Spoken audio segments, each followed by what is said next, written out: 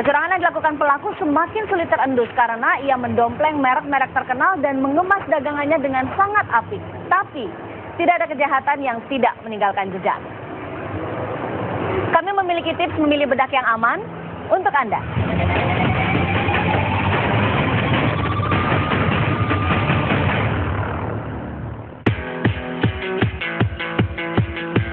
Banyak wanita memilih bedak padat karena lebih praktis. Permintaan pasar yang meningkat membuat produk kosmetik itu membanjiri pasaran. Sayang, bedak palsu dan berbahaya ikut meramaikan pasar kosmetik. Bedak wajah palsu bodong misalnya, diantaranya terbuat dari bata merah, semen putih, bedak anti bau badan, parfum, dan tepung sagu. Bedak palsu dimasukkan ke wadah bedak bekas.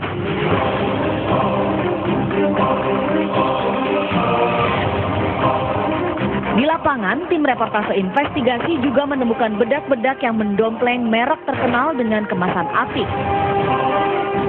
Namun, bedak-bedak itu bukan bedak buah kecurangan bodong. Dan bedak yang disebutkan penjual itu sudah lama tidak produksi lagi.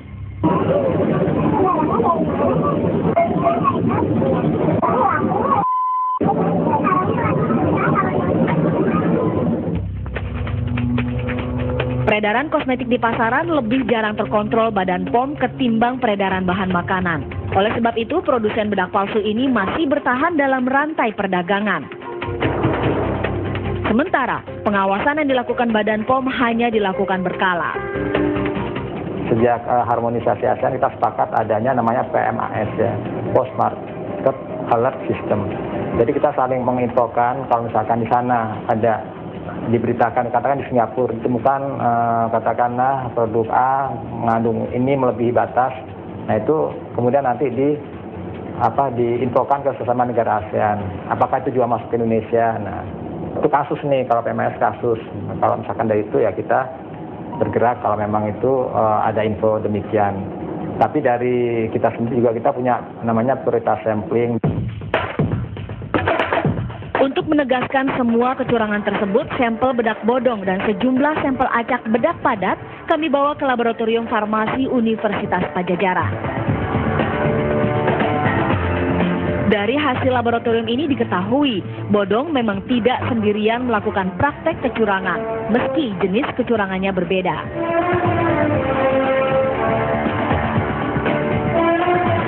Tiga dari 5 sampel acak bedak padat mengandung hidroquinon.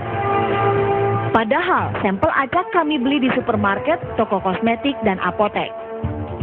Sebenarnya sejak tahun 2011 pemerintah telah melarang penggunaan hidroquinon dalam kosmetik yang dijual bebas karena berbahaya. Hidroquinon sebagai pemutih wajah hanya boleh digunakan dalam kosmetik yang diracik berdasarkan resep dokter. Artinya hanya di bawah pengawasan dokter. Lama-kelamaan digunakan selama 5 atau 10 tahun, nanti itu bisa mengiritasi. Artinya bisa bagaimana nephrotoksik misalnya di ginjal ataupun di hati ataupun guna di susunan saraf pusat. Jadi sangat-sangat berbahaya. Sementara sampel utama yaitu bedak yang dibuat bodong memang tidak terbukti mengandung hidroquinon dan merkuri. Namun dalam uji kandungan logam terbukti bodong menggunakan bahan tidak lazim. Dari sampel utama ditemukan dia mengandung Fe yang sangat tinggi. Fe-nya sangat tinggi, kemungkinan dia berasal dari zat-zat yang bukan termasuk bahan baku untuk kosmetik. Kemungkinan bisa dari batu kapur, oker, atau dari batu bata. Nah, kalau ini Fe-nya bukan grade untuk kosmetik, itu sangat berbahaya. Bisa lebih jauhnya bisa mengiritasi kulit atau kanker juga mungkin bisa ya. Dalam kehidupan sehari-hari, oker digunakan sebagai zat pewarna pada pembuatan cat, tinta, bata, plastik, dan bahan bangunan lainnya. Agar Anda tidak tertipu, kenali ciri bedak wajah padat asli dan palsu. Namun yang aman adalah membuat bedak padat sendiri dari bahan alami. Seperti bedak dingin dari saripati beras dan saripati bengkoang. Bengkoang bengkoang mengandung fosfor dan kalsium dan berfungsi pencerah kulit wajah. Haluskan bengkoang dengan alat khusus, kemudian diamkan 1 malam. Setelah di dasar wadah terlihat endapan, saring menggunakan kain kasa atau perban. Keringkan saripati bengkoang hingga terbentuk serupa tepung. Sementara untuk mendapatkan saripati beras, berikut caranya. Rendam beras selama 2-3 malam. Lalu haluskan dan diayak. Beras mengandung vitamin B sehingga berfungsi sebagai penjaga dan mempertahankan kelembaban kulit. Satukan saripati bengkoang dan saripati beras.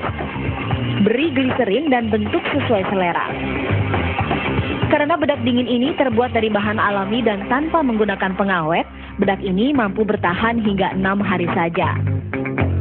Sebagai pemutih pun bisa menggunakan bahan alami selain hidroquinone. Contohnya adalah arbutin. Arbutin itu dari tanaman mulberry atau beerberry, itu aman untuk digunakan. Mempunyai 3 efek, yaitu satu efeknya anti-whitening, kemudian juga sebagai anti-aging, dan sebagai pemblok UVA atau B dan C. Namun jika tidak memiliki waktu banyak untuk membuat bedak dingin, berikut sejumlah tips membedakan bedak wajah padat asli dan aman dari yang palsu. Pertama, belilah bedak di tempat penjualan resmi.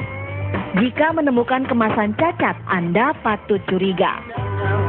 Kedua, bedak yang baik dapat dilihat dari warnanya yang masih terang dan rata pada bagian permukaannya. Ketiga, perhatikan komposisi bedak. Waspadai bila kandungan bedak wajah padat yang Anda inginkan mengandung paraben. Karena paraben merupakan salah satu zat pengawet pada kosmetika, namun penggunaannya dalam jangka waktu yang lama dapat menyebabkan kanker. Cobakan bedak wajah yang akan Anda beli di punggung tangan. Apabila terjadi gatal atau merah, berarti bedak tersebut tidak cocok untuk kulit. Sementara, untuk menguji kandungan merkuri pada bedak dapat dilakukan dengan cara sederhana. Oleskan bedak pada punggung tangan, lalu gosokkan cincin emas di atas permukaan yang sudah tertutupi bedak tersebut. Apabila berubah warna menjadi hitam, maka bedak tersebut mengandung merkuri. Kemudian perhatikan tanggal kadaluarsa. Bedak yang aman rata-rata hanya dapat bertahan hingga 2 tahun. Untuk menjaga bedak wajah Anda tetap aman digunakan, usai digunakan simpan di tempat sejuk dan tutup secara benar agar tidak terinfeksi jamur. Dan untuk menghindari pemalsuan dan penyalahgunaan oleh oknum seperti bodong, rusak kemasan bedak wajah padat Anda apabila sudah tidak terpakai. Tim Reportase Investigasi.